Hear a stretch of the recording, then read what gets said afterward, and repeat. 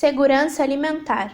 Esse foi o tema de um debate realizado na quarta-feira, dia 26 de maio, dentro da programação do Projeto Esquinas, ciclo de debates. A atividade seria transmitida ao vivo, mas passamos por alguns problemas técnicos e conseguimos apenas gravá-la, com um pequeno corte nas falas iniciais. E é esse o conteúdo que apresentamos agora. O evento foi organizado pelo Jornal da Universidade, pelo Instituto Latino-Americano de Estudos Avançados, o ILEA, pelo Departamento de Difusão Cultural e pelo Centro Cultural da URGS. Confira. Eu acho que a gente pode retomar a partir da pergunta anterior sobre o desmonte das políticas públicas, se o Paulo puder retomar um pouco do que ele estava trazendo, e daí acho que a Cota já queria complementar também, né? Posso sim, vou tentar situar rapidamente aquelas que eu acho que são as principais questões em relação ao desmonte das políticas e como isso afeta o atual cenário de fome e insegurança alimentar.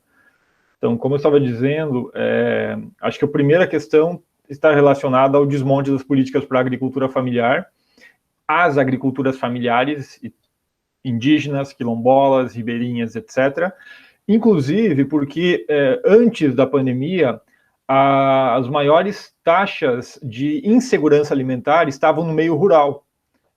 Ou seja, justamente os agricultores, as pessoas que estão no meio rural, que teriam condições de produzir seus alimentos, eram as que mais sofriam com isso. Então, agora, depois da pandemia, a gente vai ter que avaliar essa condição, mas, independentemente disso, o apoio da agricultura familiar era um elemento fundamental para garantir comida e, sobretudo, comida de verdade na mesa das pessoas no meio urbano e rural. O segundo é o desmonte dos órgãos, dos conselhos, fóruns que produziam essas políticas. Em particular, o Conselho de Segurança Alimentar e Nutricional, porque era ali onde se produzia o diálogo entre diferentes atores, entre diferentes comunidades, para ir ajustando políticas que tinham uma série de problemas também. Era só olhar o principal programa de apoio à agricultura familiar, que era o PRONAF, ele era um programa que financiou principalmente soja, milho e café. E estava agravando alguns problemas de insegurança alimentar. Era como se esse programa, inclusive, fizesse parte do problema, ajudando a expulsar comunidades tradicionais dos seus territórios.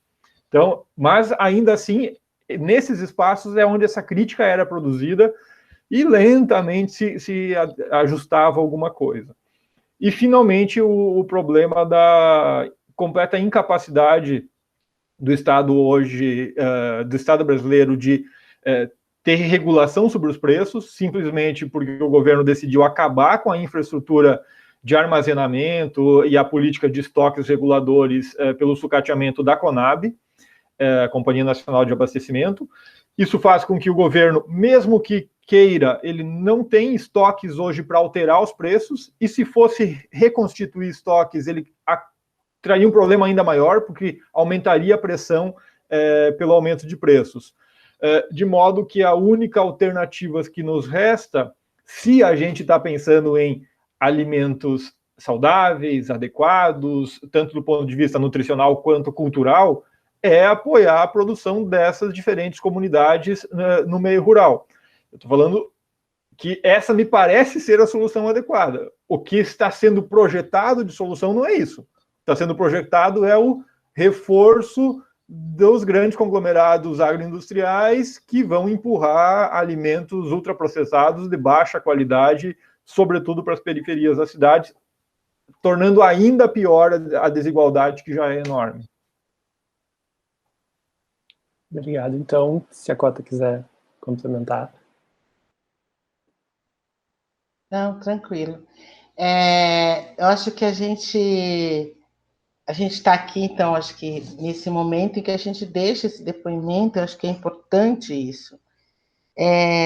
Eu iria um pouquinho mais longe que o Paulo, assim, né?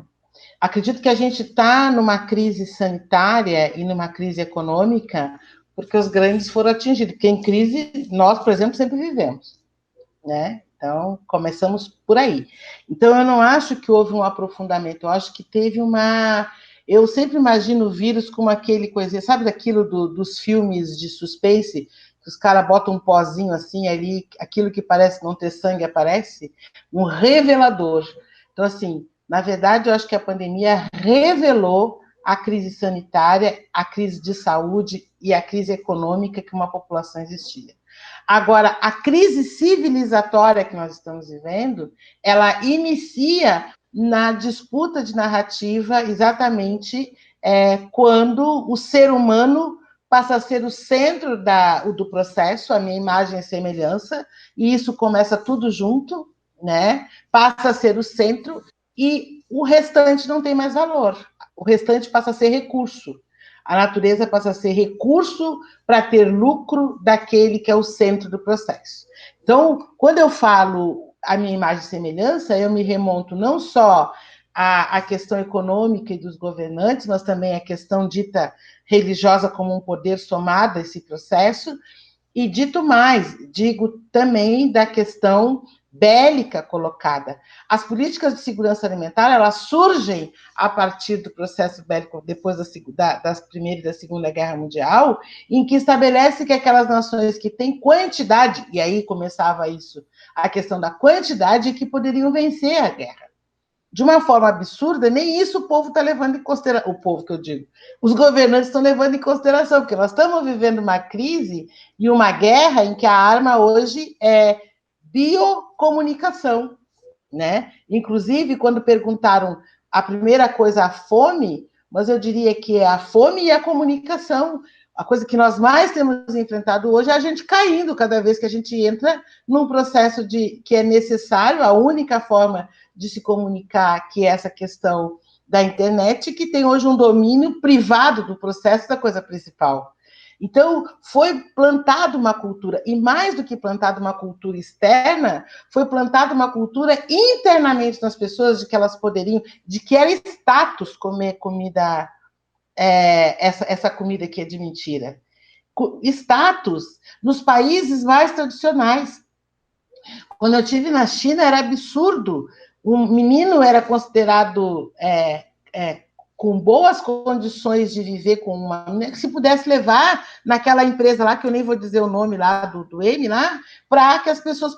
Uma empresa que vende comida com brinquedo. Um crime, uma comida que não é comida, com um brinquedo para levar a criança. É um plano muito bem montado, genocida, culturalmente construído. E que a esquerda caiu no engodo, chamando de religiosos aquelas questões e não colocando que é assim que inicia um projeto político, construindo uma cultura interna, não criando consciência a partir dos projetos políticos que foram bárbaros, mas fazendo com que as pessoas entendessem que aquilo ali era... A gente perdeu não só o alimento, a possibilidade de garantir a compra dos pequenos produtores rurais e dos povos e comunidades tradicionais, mas perdeu também a questão do controle social. A primeira coisa destruída no governo desse senhor aí foi o Conselho. Num contraponto a uma política. Um tirou da fome, nós vamos manter a fome e vamos matar vocês. Aliás, foi dito, está gravado na tal da reunião. Deixa eles ficarem loucos com a pandemia, que nós vamos destruir eles por outro lugar. Está dito. Não é o que eu acho ou o que nós achamos aqui. Então, eu acredito que essa crise civilizatória é um processo que a gente tem que colocar. E aí, a saída...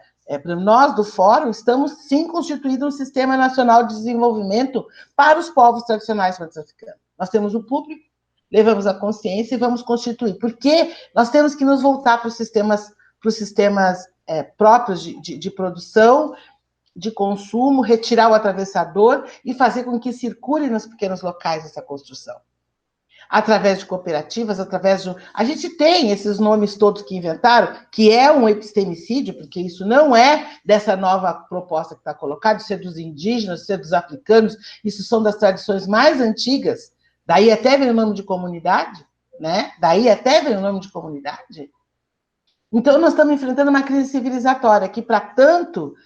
A descolonização do saber, e aí esse momento é importantíssimo para a gente poder realmente chegar na formação, que é descolonizar, que isso começou com a Grécia.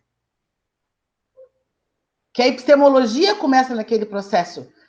E que quem pensa igual é que é gente. Pensa, portanto, existo. Não, se eu não penso igual a ti, eu não vou existir. Não, eu penso, eu existo, eu faço diferente. Então, acredito que o desmonte das políticas públicas foi construído, inclusive, quando nós achávamos que estávamos construindo. É para fazer polêmica mesmo, para fazer, sabe, jogar pimenta no barracão, para a gente poder sair desse processo. Platão dizia, se não existir contraponto, nós não vamos sair do lugar, nós não vamos sair da caverna. O contraponto não é esquerda e direita, é civilização. A própria esquerda tem que romper com essa civilização em que a gente faz política para alguns.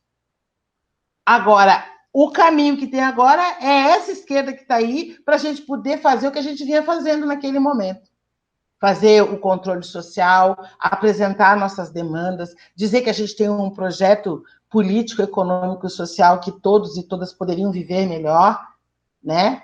E que o que está sendo revelado aí é injustiça que a gente pode romper. Então, eu queria trazer essa questão da comunicação, queria trazer, porque, na verdade, agora, o que está acontecendo? Já vou encerrar assim, minha fala aqui. Os grandes negócios estão se apropriando da nossa linguagem e voltando para o nosso território. O objeto deles é destruir. Eu estou em São Paulo. O que eu vejo agora são pequenos supermercados com cara de pequeno, mas ligado a um grande, com nome de grande, mas com uma política que nós... Sabe aquela política que eu conheço, a moça do caixa, que ela diz, senhora, é essa estrutura. Quando os caras vão para a educação, os caras estão fazendo propaganda do agronegócio para a educação, dizendo que tem que levar o agronegócio para nossas crianças. E como é que eu coíbo se eu quis educação para todos sem dizer que educação eu queria? Então, na verdade, eu acredito em tudo isso que foi colocado antes, só queria somar. Acho que eu queria somar esse diagnóstico anterior de dizer que os nossos passos vêm de longe e o deles também. A minha mãe, o meu irmão, ele diz, não é possível, a gente pede para protetor, eles também têm os protetores dele, mas é claro. Ou vocês acham que só tem protetor para... Não, tem protetor para... Aí as pessoas perguntam, vocês fazem o mal? Depende de que olhar você está olhando, né? Eu, nesse momento, estou querendo terminar com essa questão do agronegócio, acho que eu estou fazendo mal para ele. Agora, é isso, a gente precisa, na verdade, romper com essas... É ruptura epistemológica, civilizatória. Partir para realmente um coletivo, conseguir colocar os nossos no poder, e não por um uso real de um discurso de apropriação, mas quem manda é os mesmos. Estou cansada disso. A gente põe neguinho na frente para assumir cargos, mas quem está mandando lá e quem faz a política são os mesmos. Então, pode parecer um discurso meio assim, e é assim mesmo, porque eu sou dessas, mas assim, eu acredito que o que eu gostaria de deixar, que além da crise sanitária, além da crise econômica, a crise que antecede isso tudo é uma crise civilizatória. Obrigado, Cota. Gostaria de escutar a Patrícia também, por favor. Sim, não, tenho bastante acordo, sim, né, o que mais, né, a gente tem visto, né, nessa relação mais direta com as comunidades são projetos colonizadores, né, que chegam com uma ideia e com uma solução que, às vezes, até existe uma roupagem, né, que ele foi feito em diálogo, mas na prática é para o consumo de tal produto. Na prática, é para o consumo de um formato de educação, acho que como a Cota colocou muito bem, né, isso vem por várias frentes, né, não é só na questão final ali, né, não é só no que nós agora estamos olhando e observando com a questão da fome, são várias formas de atacar, e é pelo aspecto, principalmente cultural, que isso se instala, né, na nossa sociedade. E acho que também, né, para trazer mais ainda, acho que nem sei se é contrapontos, mas mais contribuições para a nossa reflexão, gostaria de pensar assim, até apoiada com colegas que estão discutindo muito isso, né, sobre a questão da pobreza, né, a questão de como a ideia da pobreza foi colocada e ela a gente vê os grandes projetos internacionais, né, o combate à pobreza, né, a erradicação da pobreza.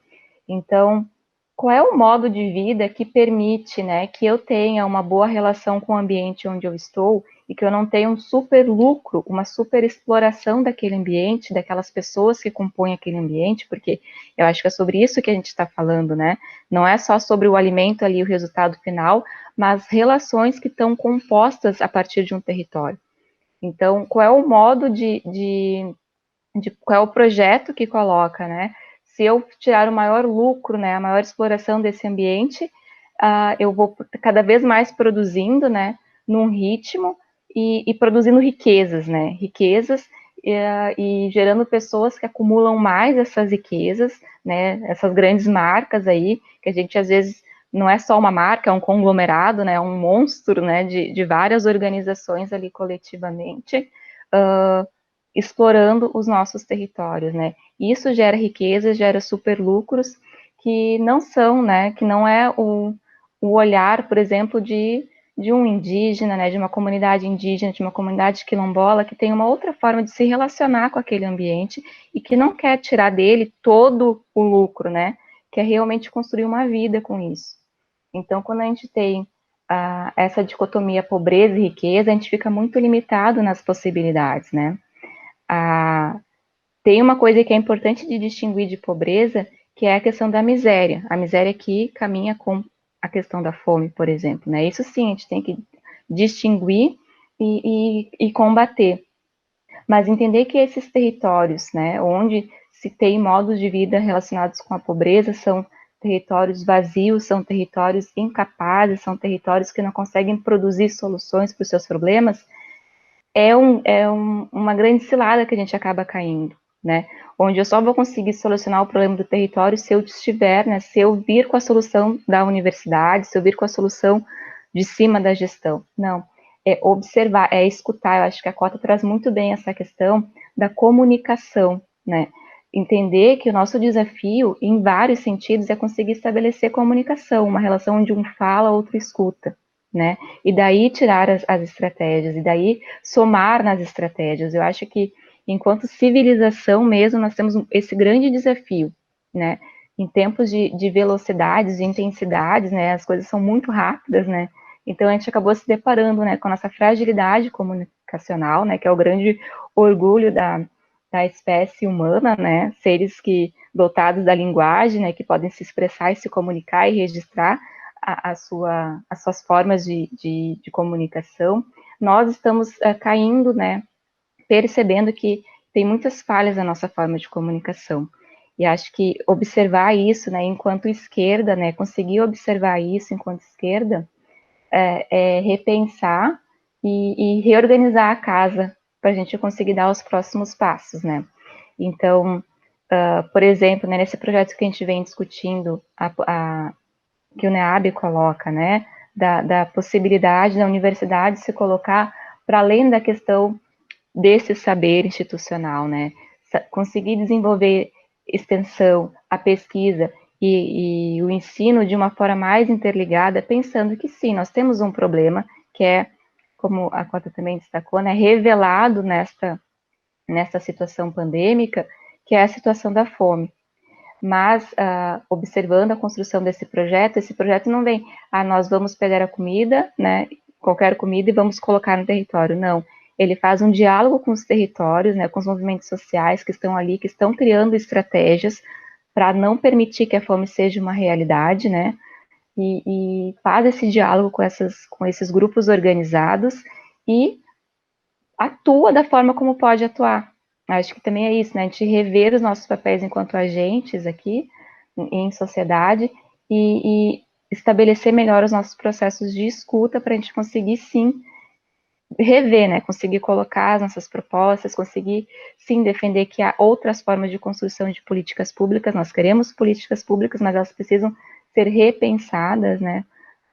De uma forma que realmente considere as diversidades de estratégias que podem nos tirar dessa crise, que ela não é só pandêmica, né? Ela é uma crise civilizatória que há muito tempo, né, nos acompanha, eu acho que desde o início da colonização, né, ela configura o que é o Brasil, quais são as desigualdades, não só o Brasil, o mundo, né, a gente pode dizer assim, porque ela é geopoliticamente instalada, né, quem domina e quem são os dominados, mas nós sabemos que nós temos muita força e muitas possibilidades de dar outras respostas para isso, né, eu acho que esse que é o mais bonito da humanidade, né, saber que a gente tem a possibilidade de fazer diferente, de reconhecer e fazer diferente.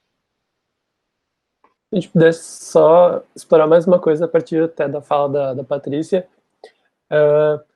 acho que essa situação nos traz também, esses desafios nos trazem soluções de todos os jeitos, e vocês percebem a construção ou ampliação de coletividades nesse momento em que, por exemplo, a gente tem essas ações de solidariedade, que eu não sei o quão sustentáveis elas vão ser ao longo do tempo, mas, de qualquer forma, pontualmente, entre grupos, por exemplo, vocês veem construções mais coletivas nesse momento?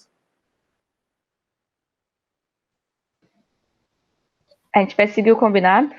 Então eu começo. Patrícia, vai lá.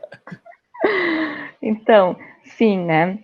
Até para trazer um pouco da experiência enquanto movimento social, né? Como que nós fizemos uma análise disso, né?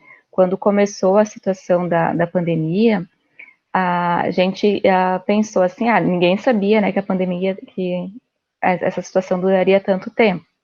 Nós imaginávamos que seria, sei lá, uns 2, 3 meses ali, mas pensamos, então, em como está atuando nisso, né? Contar, sim, com a possibilidade de solidariedade da classe média, né? Nós relacionamos isso na nossa discussão e pensamos outras estratégias, né? O que aconteceu? Foi um ano, né? Estamos ainda em pandemia, né? A gente percebeu que teve um esvaziamento, né? Dessa possibilidade, né? Nem todo mundo que colaborou, que se colocou em disposição desde o início se manteve, mas outras coisas foram acontecendo, né? Por exemplo, essa própria articulação com a universidade. Nessa envergadura a gente não tinha, né? Essa possibilidade de um projeto a partir da Universidade Federal do Rio Grande do Sul, pensando em combater essa situação que está do lado, né? Então, outra questão, né? Quando a gente tem a ameaça do ensino superior, a gente tem a ameaça da qualidade, o questionamento da universidade, né? Do seu papel na sociedade, a gente tem esse questionamento vindo de outras instituições, que nós sabemos o porquê que eles nos questionam, né? A gente sabe qual é a intenção que tem esse governo que quer deslegitimar, né? O que é produzido dentro desses espaços. A gente não tem um contraponto da sociedade indo defender a universidade, né? A gente não tem um abraço na URGS, a gente não tem estas coisas acontecendo na sociedade, porque, de forma geral, a universidade ficou muito tempo encastelada, né, no seu lugar de saber, né, na sua localidade, e não realizou de forma mais concreta esta possibilidade de comunicação com o seu entorno, né? E agora, quando a gente tem, por exemplo, né, esse projeto, a gente tem a URGS se colocando, né, em diálogo com as comunidades e pensando, olha que interessante que pode surgir disso, né? É a universidade que também está contribuindo para que a fome não seja uma realidade nos territórios. E não de uma forma colonizadora, de uma forma parceira, né? De uma forma que quer buscar diálogo, que quer buscar fortalecer. A gente tem outros exemplos de outros projetos também que a universidade tem feito, né? Nós, enquanto movimento social, também temos um outro projeto que é nessa característica de diálogo que está acontecendo. E eu acho que a gente tem tempo, né, tempo para a possibilidade de qualificar o que é a solidariedade. Acho que isso que também a gente tem observado, né? Solidariedade não é um ato onde eu que tenho mais, que sou melhor que o outro, vou ajudar o outro. É um ato onde pessoas, né, que entendem que numa sociedade não se permite que alguém morra de fome, não se permite que alguém morra de frio. E não é porque eu quero ser uma pessoa boa ou porque a minha instituição quer ser uma pessoa boa. é porque se tem esse entendimento, né, que a humanidade não é o indivíduo, ela é algo coletivo, social, né, então nós somos seres sociáveis, então ter essa relação é conseguir realizar a nossa própria alteridade, né, de se enxergar na outra pessoa, né, de se enxergar nos nossos conflitos sociais, as nossas diferenças, e juntos desenvolver a estratégia. Eu acho que outra coisa importante também, o vírus nos ensina isso, né, é impossível sobreviver à pandemia me protegendo isoladamente, né, não é porque, é impossível. Eu posso ficar aqui na minha casa, fechada, mas eu não vou conseguir ficar fechada para sempre, né? Realmente um processo coletivo. A imunização é coletiva. Então, essas coisas que estão acontecendo estão nos revelando isso. A poluição, né? Todo o ataque que a gente tem feito, né? Enquanto sociedade, ao nosso planeta, devolve isso para nós, né? Devolve na forma como o projeto político colocado para aquisição de alimentos envenenados, né? Os alimentos com veneno. Então, isso tudo retorna para o coletivo. Então, eu acho que essas soluções, essa possibilidade de a gente experimentar de outra forma a nossa solidariedade é algo que a gente tem testado, né, tem observado nesse momento, e acho que a gente vai conseguir, sim, fazer uma boa leitura disso, né, nos passos futuros aí. Ok. Obrigado, Patrícia. Qual é a nossa ordem agora? Paulo? Pode ser. Então, Felipe, sobre alternativas, articulações, eu tenho andado bastante pessimista, e talvez mais pessimista do que a Patrícia. Deixa eu te comentar porquê, deixa eu te comentar algumas coisas, no final eu digo o porquê do meu pessimismo. Primeiro, todas essas iniciativas louváveis, elas estão se deparando com uma velocidade de transformações corporativas associadas ao capital financeiro impressionante. É uma coisa impressionante. E com uma mudança política que até então ela não era visível ou ela era diferenciada. A Cota acabou de falar de São Paulo. São Paulo, a presidência do Conselho Estadual de Segurança Alimentar foi cair nas mãos de pessoas, de corporações do setor agroindustrial. Elas nunca se interessaram por esses fóruns, nunca queriam participar, achavam que não valia a pena a participação social, etc. Tem toda essa investida que a Cota também mencionou em relação à ocupação de vários espaços. A primeira organização hoje a sugerir políticas públicas para a agricultura familiar, para o Plano Safra, foi a Confederação Nacional da Agroindústria, foi a CNA, da Agricultura, foi a CNA. Essa era uma coisa impensável um tempo atrás.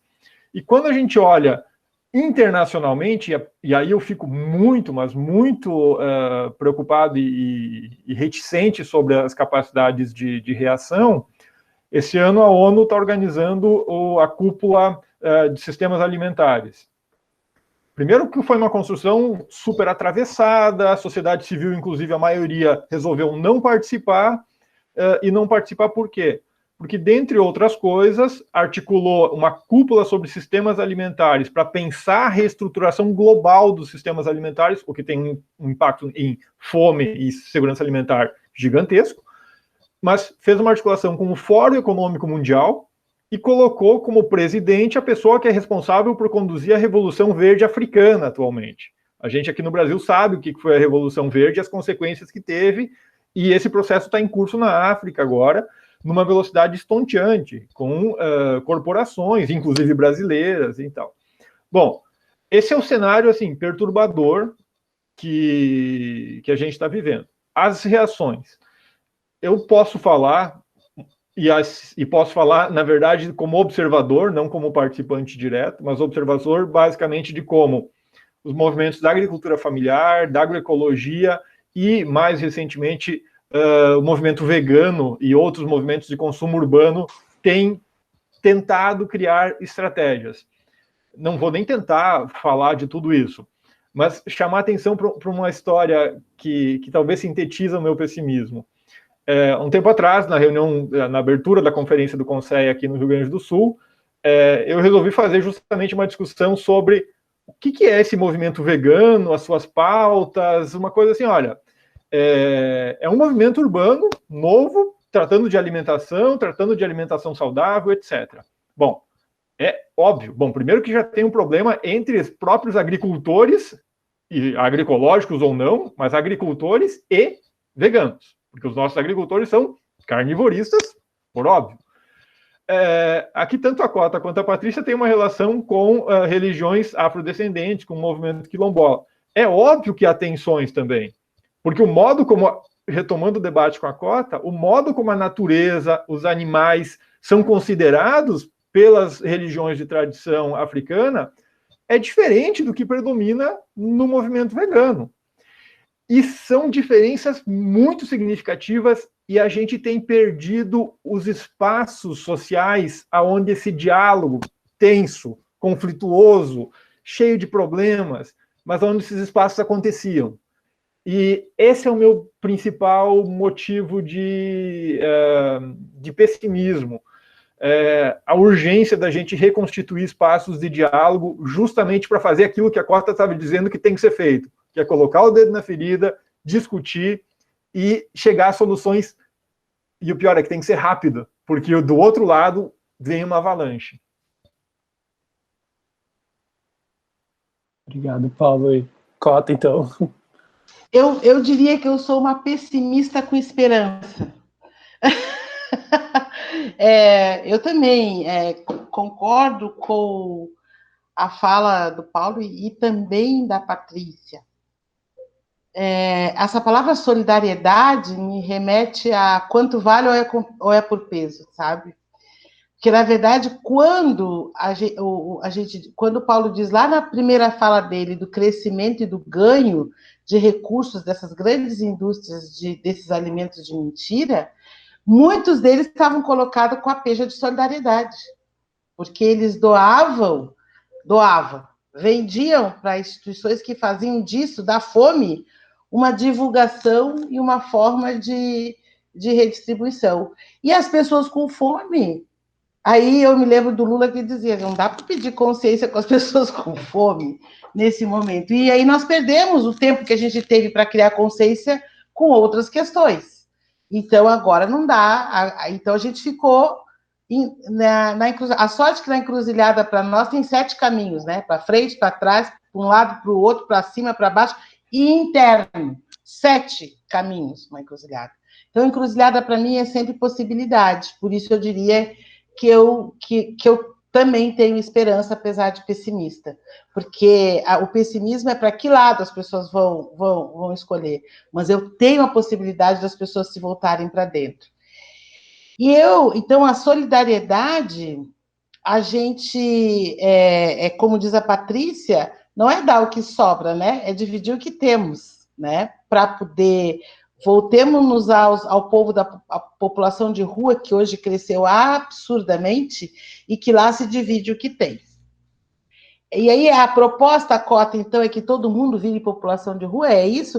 Não, a gente tem que buscar a civilidade que tem naquele processo.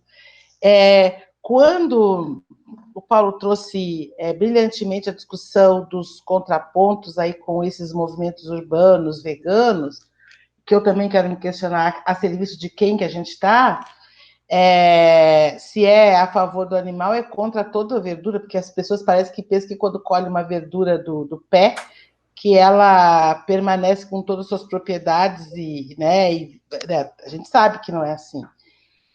E não vê o que é o conceito.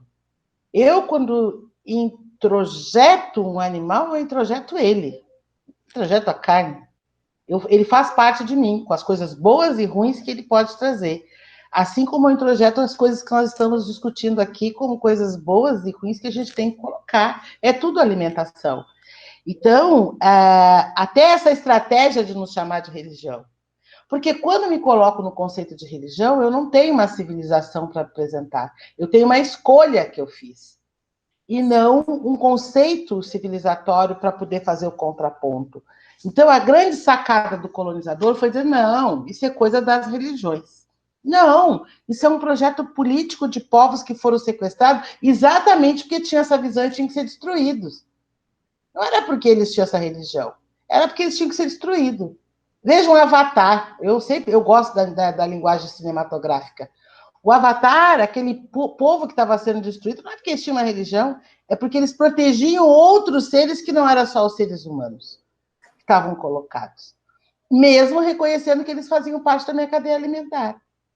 Então, eu acredito sim e tenho a esperança que o problema realmente é o rei da minha nação, o tempo. Eu sou uma mulher bantu, em que o dono da minha, o rei da minha civilização é o próprio tempo. E aí é radicalidade. As pessoas perguntam, você é muito radical? Com certeza, eu não sou sectária, mas eu sou radical. E aí radicalidade, por exemplo, optar por um banco solidário. Radical é eu sair eu entender que o banco, quando faz o PIX, e que dá 6 meses para regular, as taxas virão. Aliás, para ter o PIX, eu já pago uma taxa anterior em algum lugar. E aí, eu tenho que romper. E aí, a gente viu os movimentos sociais, a gente fez Fórum Social Mundial, a gente fez coisas assim, e ocupou bancos do sistema que ia nos destruir logo depois. E já existia uma política revolucionária naquele processo que eram os bancos comunitários. Mas a gente não optou radicalmente por isso. A gente não é fácil romper. Não é fácil romper. Toda ruptura, ela leva a esse processo. Eu tenho que fazer escolhas. E isso é muito difícil. Porque aí as pessoas não aceitam. Nós estamos agora, constituímos dentro do Sistema Nacional de Desenvolvimento Ubuntu um banco solidário, o Banco Grão. E aí, muitos dos nossos só têm hoje a conta do Banco Grão. Mas aí, quando eu vou ser bolsista, quando eu vou trabalhar nesses equipamentos que estão querendo fazer parcerias, não aceito a conta. E aí eu caio de novo, que a pessoa não pode, porque está com o CPF prejudicado. Eu estou com esse processo. Mas tem bancos. E tem opções. Isso é utopia? Não. Tem experiências constituídas no próprio Brasil de governantes que fizeram essa opção e romperam com esse banco que nos explora, com quem nos explora. Mas é mais difícil a logística? Como é que chega o produto que eu quero comprar com alguém que não tem a logística? Nós vamos... esses desafios que eu acredito que a gente, enquanto os caras estão se preparando, e o Paulo tem total razão, os caras estão se preparando de uma forma assim, na velocidade do vírus. Na velocidade do vírus. Na mesma velocidade que o vírus vai matando aqueles que eles querem que mate, eles vão se constituindo e se criando, e nós, assim, meio que paralisados, sem uma proposta real de enfrentamento a esse processo. Então, desde nós do Fórum estabelecemos plenária permanente contínua desde 9 de abril de 2020. Nos reunimos todas as semanas. Fizemos grupos para constituir cooperativas todas as semanas. 10 mil reuniões. E aí as pessoas dizem, mas eu estou com muito pouco tempo. O inimigo não está nem aí, porque eles são muitos. E o inimigo está se multiplicando. Foi muito difícil para mim entender. Era muito mais tranquilo. Veja bem, gente. Como diz o Boaventura, Regina, tu já atravessou a linha abissal, vamos combinar. Né? Você fez medicina, o curso mais elitizado, você já está nesse processo. Quem você vai... Eu tenho que sair do meu conforto, eu tenho que sair do espaço de... eu passei de plantão a noite... Não, eu passei de plantão a noite inteira, chego em casa, vou para a reunião, constituo a cooperativa em não sei quantos espaços, faço relação com a universidade, vamos fazer um curso para criar indicadores para determinar a insegurança biomítica, já que ela é essa, mas eu não tenho indicador nenhum. A gente sempre foi invisibilizado no processo. O único banco de dados geral que eu tenho para trabalhar com a universidade me coloca como religião. Os caras pensaram muito bem. Estabeleceram regras que eu tenho que... mas vamos trazer os mestres. Aí os mestres não têm o dinheiro, não são reconhecidos como... Não ganham a mesma coisa, aí tu tem que negociar esse processo. É muito difícil. Eu não estou chamando ninguém para uma luta que é fácil. Estou chamando o povo para sair dessa linha de conforto, fazer 10 mil reuniões, convencer os iguais a mim, enfrentar os iguais a mim que acham que eu estou inventando coisas, que estamos construindo. O pessoal que está na universidade lutando, eu tenho acompanhado nas negociações, não tem sido fácil. A Patrícia foi totalmente feliz e a gente não abraçou, até porque também ia abraçar o quê? Para quê? Se não me disser para que eu vou abraçar, também não vou abraçar. Se é para continuar igual, com alguns lá com o conhecimento e eu dando o saber para ele transformar em conhecimento, não vou, não. Não vou.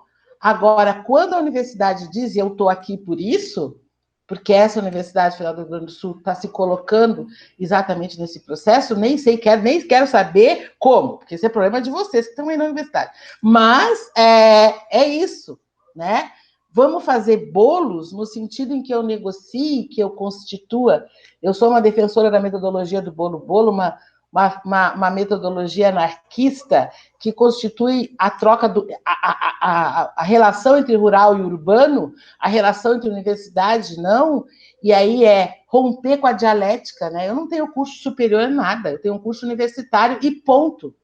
E aí nós ficamos repetindo todo o tempo que a gente tem curso superior. Não, eu tenho um curso universitário. Nós vamos ter que... vocês são chatos, agora não pode falar nada. Não, não pode. Não pode. Nós estamos em guerra. Raoni disse isso, né? Aquele indígena. Por que está me olhando simpático? Nós estamos em guerra, eu estou em guerra com você, não é assim, não vem me rir de risinho para mim, porque não é esse processo. Então, porque a crise é civilizatória. Também. Então, e aí eu acho não gosto nem de achar, todos esses pontos, que o Paulo trouxe, da destruição do Conceia, da Conab, das políticas de agricultura familiar, do PAA, né, da política de aquisição de alimentos, do PENAI, a gente achava que criança estava protegida. As criancinhas bonitinhas. Os caras foram no PENAI, na Política Nacional de Alimentação à Escola, e rebentaram. A saúde mata. Mata. E nós estamos brincando de ser bonzinho. De ser bonzinho. Então, se eu posso deixar um recado aqui, ruptura. Radicalidade. Vamos escolher E tem saídas, gente.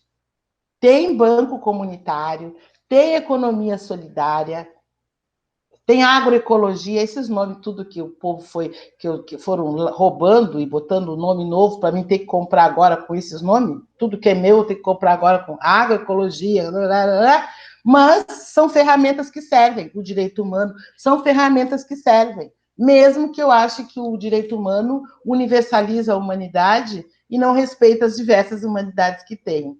Mas é uma ferramenta que está colocada. Então, acredito que nós estamos no caminho, estamos aqui para isso, e isso que me transforma em pessimista, mas também com esperança de que a gente possa vencer. E em termos da solidariedade, a gente pode sim constituir, mas através de políticas. Não é a partir de caridade. É a partir de políticas de consciência. E aí eu acho que a gente tem que ir para dentro desses coletivos e constituir. Já deixo aqui para quem está trabalhando com o Quilombo, nosso banco à disposição. Já deixamos aí, estamos agora para efetivar 16 municípios com cooperativas do povo tradicional de Mata Africana, em 16 municípios do país. E acho que a gente acredito que a universidade essas universidades. Então, dá a mão para todo mundo? Que dá a mão para todo mundo? Não dou a mão para todo mundo nada. Dou a mão para quem diz que vai rodar comigo e que todo mundo vai subir junto. Não vou puxar ninguém também de baixo, porque fica muito pesado para quem fica lá embaixo também. Não que tem nada de puxar alguém e subir. Dá a mão e vamos desmanchando essa pirâmide e fazendo uma roda. É essa forma que está colocada, que eu acredito, e que não é só uma crença assim, uma crença que tem levado a escolhas extremamente duras e extremamente difíceis, leva a ruptura com família, leva a ruptura com o tempo, leva cansaço, leva dor, mas eu posso, eu espero ainda voltar a bater tambor e a cumprir o meu acordo com o Criador, de que eu vou, mesmo que sofrendo, brincar e ser feliz. Eu vou. Esse é o acordo. Se eles acordarem, se eles combinarem de nos matar, nós acordamos e desenvolvemos parceria para não morrer. A gente faz ponte. Para mim é isso. Tá, obrigado, Cota. Com essa mensagem, então, de desafio, mas também de esperança, eu encerro aqui o Esquinas, agradecendo muito em nome do Jornal da Universidade, do ILEA, do Departamento de Difusão Cultural e Centro Cultural da URGS, que são os parceiros. Agradeço muito vocês terem disponibilizado o tempo de vocês para a gente conversar, acho que foi muito produtivo, apesar da gente ter tido dificuldade técnica, e espero que a gente possa continuar esses assuntos em artigos, em reportagens, e contando com vocês também. Uma boa noite para vocês.